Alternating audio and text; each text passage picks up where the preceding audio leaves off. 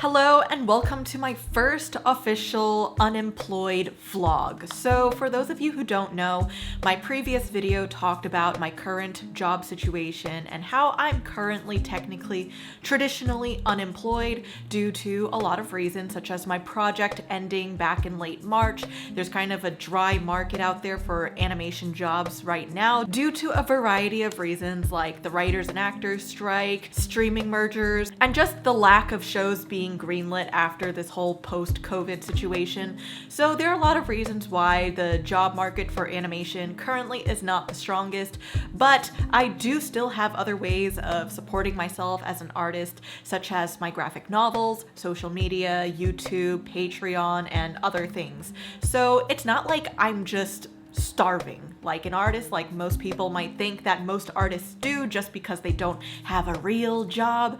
So that's kind of the point of this, I guess, new series of videos where, I'm not exactly quitting animation, but I'm just taking a step back just because there doesn't really seem to be much of a point to be overly exerting my energy into an industry that doesn't even have like that many job availabilities right now. So that's not to say I'm quitting, and if there is an opportunity that arises and makes sense in the future, sure, I'll consider it. My door is always open, but if there's nothing coming in through that door, I'm not gonna just stand there and wait for somebody to come. So yeah, anyway, welcome to my first, I guess, fun employment vlog then, I guess. Even though I've really been unemployed now for the past 5 months or so. So this is probably the longest time I've been unemployed for since the first time I graduated from school. So it will definitely be an exciting journey for all of us here. And I'm also happy to just document what it's like being unemployed, because I feel like a lot of people who usually are unemployed might feel some level of shame in having to talk about this, especially publicly. But I also feel like we're in a day and age now where nobody really cares whether if you're unemployed, employed. It just matters if you're living the life that you want. Again, being unemployed doesn't always mean that you're not making money. So first of all, excuse my room for being a mess. I'll explain later. But if you're wondering what I've been doing these past few months or so, I've primarily been focusing on my graphic novel because MEESH the Bad Demon is currently out and available in bookstores near you, but I am currently working on book 2, which is in the works of being finished. So ever since I finished my animation job, I've kind of just went full force on working on book 2 of MEESH.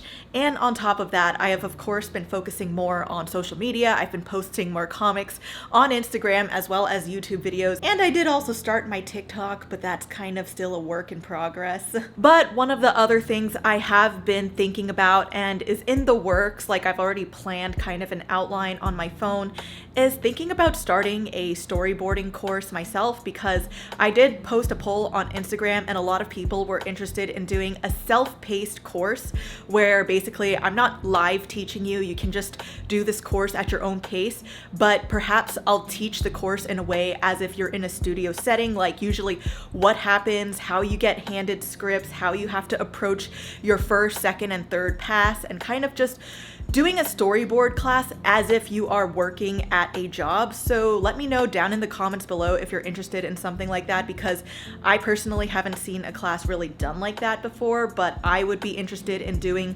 one like that myself so that, I can only just film this once and it's up to you guys how you feel you want to use a resource like that. So one of the things that's nice about me officially working from home full time now is that I have more time to take care of my home, because honestly right now, it's a fucking mess, as you can see. I'll be honest, I've been going through some uneasy emotional and mental times. So I'll be real, going through this phase of my life has not been easy at all, and there's been a lot of hardships along the way. It's not like just because you're fun employed, everything is peachy and fine. In fact, I feel like I've been going through a lot of personal life things that I'm not really that comfortable sharing online, to be honest, but it has kind of taken a toll on my emotional and mental health lately. And actually it did kind of make me realize why, striving for this more remote work, independent artist life is kind of more feasible for this lifestyle, just because there are things about when you work in an office or a studio, you still have to really just put on a face and just put on this front anytime you go to work. And that's something that I kind of always struggled with. And especially with this recent life situation I am going through, I just feel like I would not be able to function at a studio job right now emotionally well, and I feel like working from home, doing my own thing is the way that I've still been able to be productive and not feeling guilty about not, doing work for somebody else. So that's why I feel like for me, it might just be more beneficial in the long run to keep striving for this life that I can just support myself, work from home, and do my own thing. And even if I do get another animation job in the future, it's like I still always have this life to fall back on, and I can just come in and out of the industry as I feel like it without feeling like the industry is my only option in life. Because yeah, there are going to be a lot of ups and downs in life where you go through a lot of life changes that will affect your ability to be productive. But I just feel a little bit less guilty when, it's my work that I'm putting off instead of somebody else's work. So yeah, because I've been kind of going through it, like my house kind of looks like shit right now, and honestly I feel like in order for me to function, I need to have a clear, organized space. And I'm just starting to invest more in things that just make my life a little bit easier. Like I recently just got the litter robot for my cats, and I'm working on transitioning them to that. I'm not even sponsored by them, by the way. I wish they would sponsor me, but I'm not. But so far it's been pretty cool. I'm still working on transitioning them to trying to use it more. But even though the litter robot is just this object, it did make me realize how your priorities in life just change over time. Like when I first graduated CalArts, I, as well as many people, just thought that in order for us to be successful, we have to work at this big studio, get this big studio name, very notable job position title like a director or showrunner, or you want to be like a character designer, storyboard artist, and it always just feels so damn good to put that title in your bio when you're like storyboard artist at. Recently, I actually just deleted the whole thing from my Instagram because I just feel like at this point, I just don't want to be too tied to anything. However, this is not to say that I think you should discredit yourself if you do have the opportunity to work on a notable project or studio. I think you should take your credit when credit is due.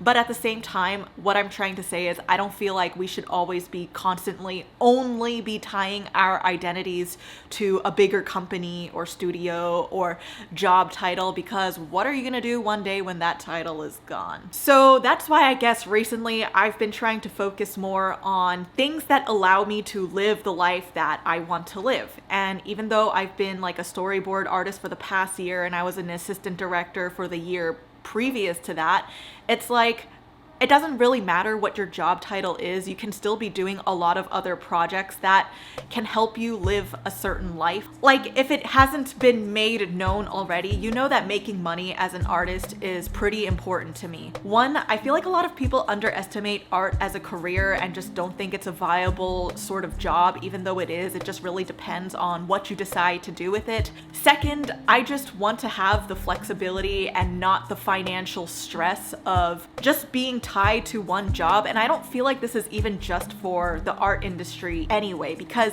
animation at the end of the day is still somewhat of a corporate job. It's just what you do is not what typical corporate jobs do, because you're drawing and you're making jokes and creating entertainment. But at the same time, it's still a corporate job, and a lot of people might just have that one job as, their only source of income, which, if that's how you are able to live the life that you want, that's great.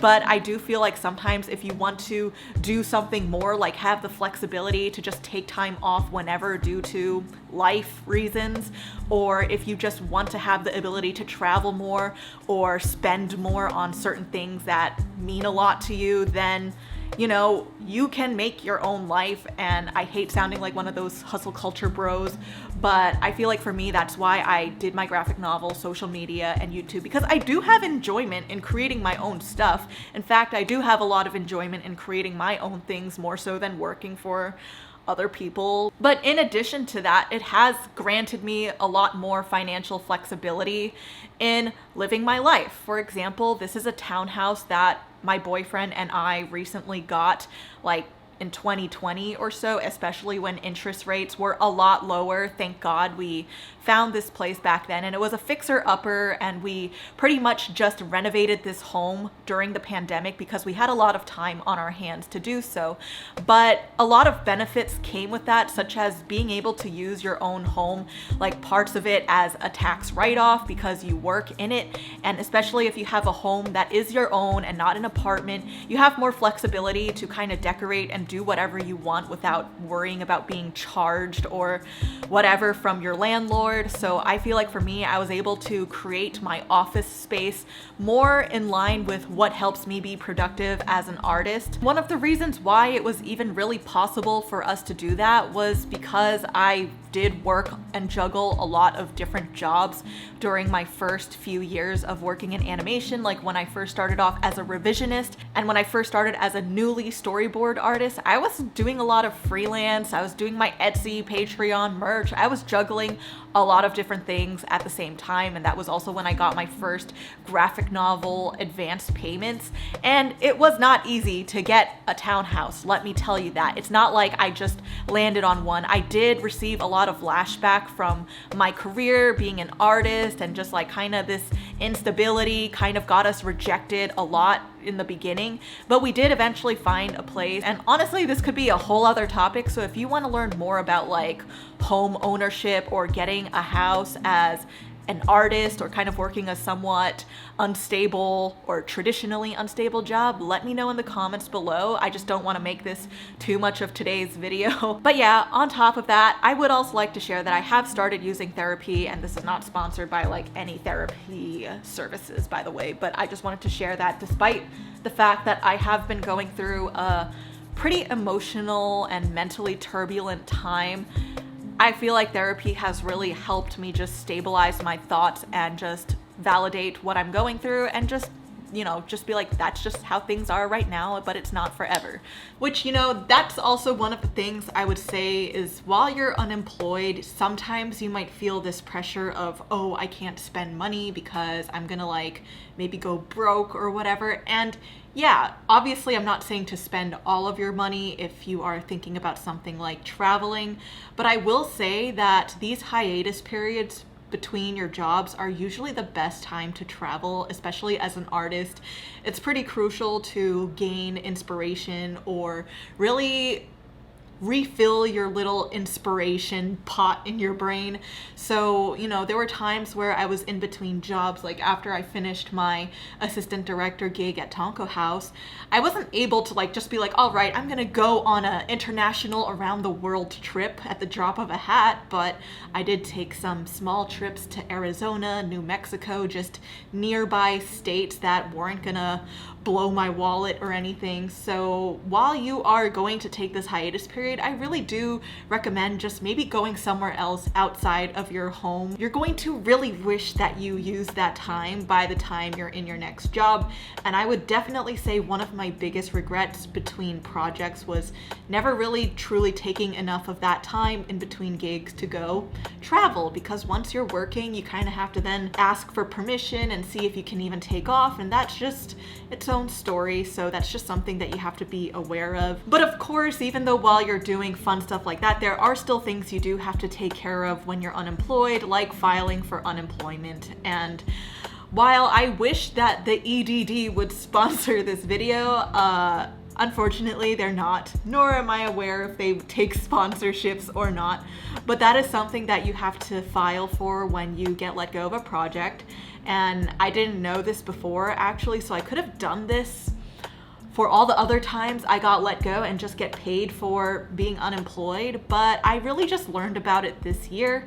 So I filed for unemployment like in April or so, which is pretty much after my project ended. When you get let go from an animation project, what happens is you will probably also get separation pay, dismissal pay, and your vacation payout. And these are things that are really important to check and see if your studio will pay you out these things by the time your project is over.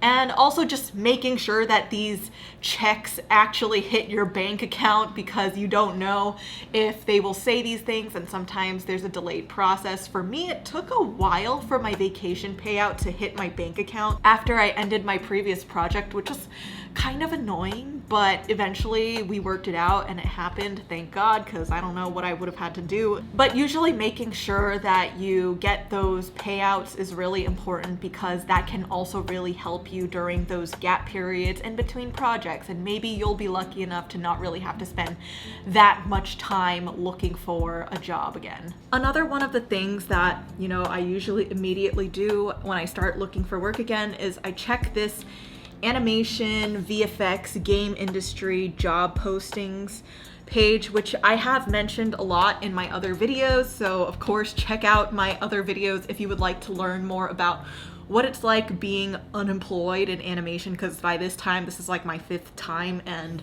I'm kind of used to the whole ordeal. It's just that this ordeal is longer than the other times.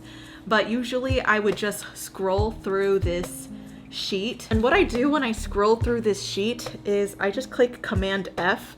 And for me, I'm a story artist, I'm a story person, so usually I just write in story.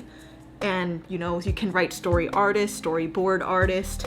And for me, I would probably prefer a storyboard job for my next one. If I'm going to be balancing all of these other projects, that would probably be the best. And currently there are just really not many jobs in the US. There's only like one at Sony Animation, and I'm pretty sure I already applied to that one and got rejected. But there are also a lot in Europe. However, I will say that sometimes for international jobs, they just prefer residents of that country, because you would have to apply for a visa, and that's like its whole situation. Even in the US, like, it's kind of harder to apply for a job if you're an international student. So if you are a citizen of that country, that usually makes things so much easier. But because there are not really that many storyboard artist jobs right now in the US, it's gonna be a little bit harder to job hunt. So, again, we're in a very weird time. It hasn't always been like this. Usually ever since I graduated, the way things worked usually was like, oh, I would just get a job like maybe a month or 2 after my previous job, and usually like the most I would have to wait for is like 2 months.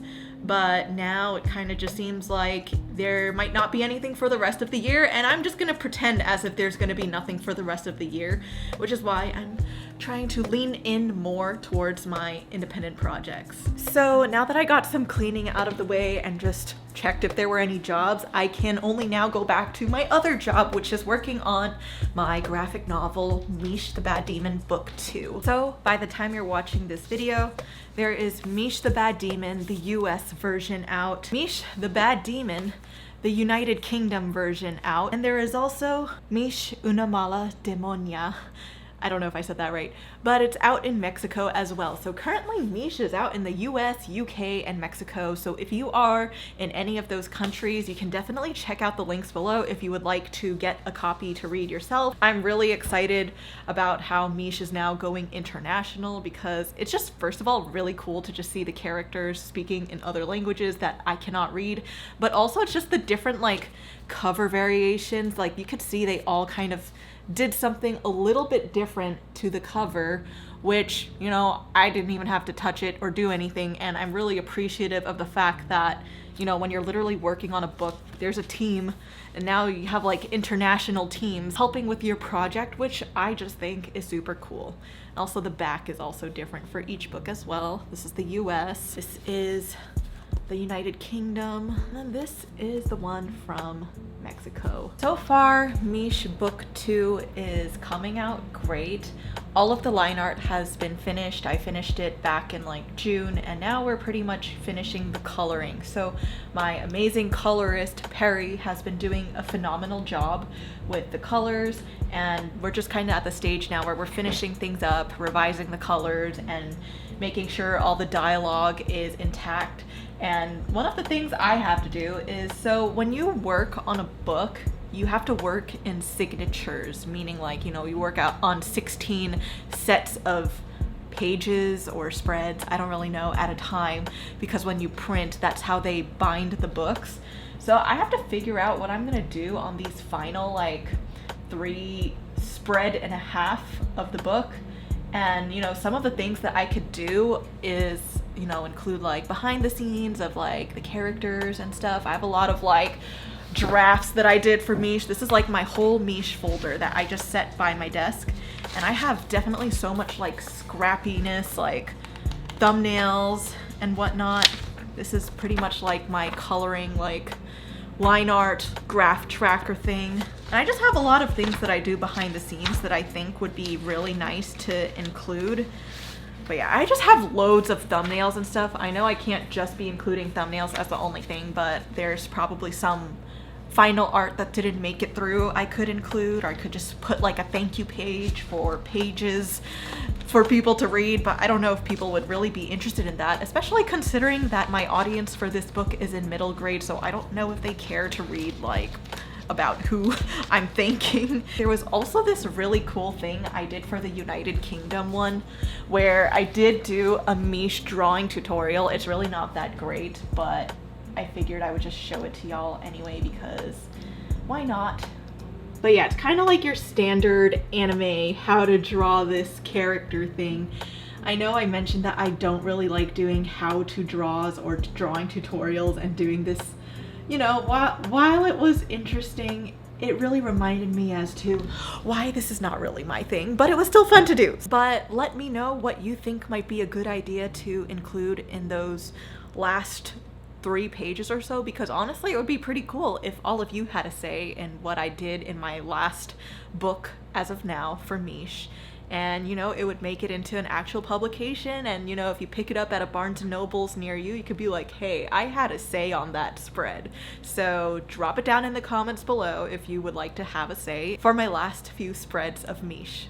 Also, literally while I was filming this video, I actually got one of the payouts for my book because it was recently published in the United Kingdom. And the great thing about working in graphic novels is that, yeah, I don't really think it's like you get paid as stably and consistently as animation, but I think that when you have an animation job and a graphic novel job together, they can be some pretty lucrative money. So MEESH recently got published out in the United Kingdom, and I actually just got the payment for the publication of it in the United Kingdom. I cannot share the details of it, but it is nice to just have like these additional backup sources of income during these times, which is why, again, I highly suggest anyone who is working in a more project-driven industry to still be doing something that can be your own personal project on the side. It's like, isn't it awesome that you just get paid to work on a book that is, for the most part, your idea? During these moments where you're just in between jobs, you still are making money in some way, shape, or form. And the exciting thing is that if you have a book that's published in multiple countries, you'll get several advance payments, not just one advance payment from the US. And you will also get, like, you know, other types of payments from those other countries depending on whatever is made in your contract. So my experience so far has been like, you know, I finished my animation job and I've just been getting like really random like lump sums of payment throughout this summer from my book because of the milestone payments of completing certain parts of the book, as well as the international advances and any of the international milestone payments. So if you have not decided on starting to make your own graphic novel just yet, maybe this is your calling to start. So one of the other things I've been doing to pretty much fill up my time, as well as just make some additional income, has been doing Patreon email consultations, which I believe I've already mentioned in some of the other emails, because especially if you're an artist that has, experience in a profession, I'm sure that you get a lot of emails from art students asking you questions, and you can't always be responding to them. So one thing that I thought of that would really help support me as an artist and spend my time responding to people was starting Patreon email consultations. I set up a tier where you can sign up as a member, and there's only 13 slots available, where every month I can pretty much answer whatever questions, concerns, or things you would like for me to look at through a Google form that the person would submit. And I ask you questions and send me links of things you would like me to look at. Then I pretty much send a pretty long email back to you going through all of your work, and it can be a conversation that we continue. But if you're just somebody who wants just like this one-time response thing, there is a one-off Patreon email consultation option available, and there's like no waiting for spots or anything with that, and it's just one and done type of thing. So this can just help me gauge what people are looking for, so that if the time comes where I can actually start a course or something like that, then I've had enough information that I can kind of guess what people are looking for in a course. So not that I'm working on these things today, but there are other things that I have been working on and have been doing while I've been unemployed. And like I mentioned earlier, I'm still doing my Instagram comics. Even though it's not like I'm getting paid to do Instagram comics, it's a way of me still, expressing my creativity, my stories, and entertaining an audience of some sort. So I've just been planning like my next Instagram comics using my handy dandy shit book. So these are just the comic ideas I'm planning next, and with these new sets of Instagram comics I've been doing, and if you don't really know what they look like, it kind of looks something like this, where I kind of talk more about deeper stories, and I kind of talk more about like negative emotions, or even things that a lot of people go through that are hard to explain sometimes. So I've been making comics more in that line, and it's really nice because I feel like I've been growing as an artist on Instagram. I've made comics that started off with me just living my life as a girl or a woman, and then I would then play with different styles and different story types. But I like that this one is going a somewhat darker route, but it's like darker for the better. So I started a new merch line with Ad Artem, which is a clothing company, but they basically do a lot of clothing that is specialized with Japanese streetwear spec clothing, which is very different from how I've done my merch before. So I was really excited to collaborate with them. Unfortunately, I don't have any of their apparel with me or on me right now because I'm waiting for it in the mail, and I think they're shipping it out from Asia, and that takes a while to get here. But I am very much eagerly awaiting to receive the products because they look so freaking cute. So I'm really excited to have some sort of a clothing merch line again, because I used to have one, but it was kind of me doing a lot of the fulfillment processes, and this time it's really cool and fun to be working with a team on that. They will be linked down below, and basically for the first 2 weeks or so, get 12% off your order of any 2 items or more. So if you've been looking for a hoodie, a bag, or anything that's just, kind of with that edgy anime cutesy look, consider the Mew Tripled merch. Because I have a clothing line that is doing a sale, I decided I will also do a sale on my Etsy shop where everything is 30% off. I'm just gonna do it for this week, and honestly, I would really like to be able to raise some money and support those who have been affected by the Maui wildfires lately.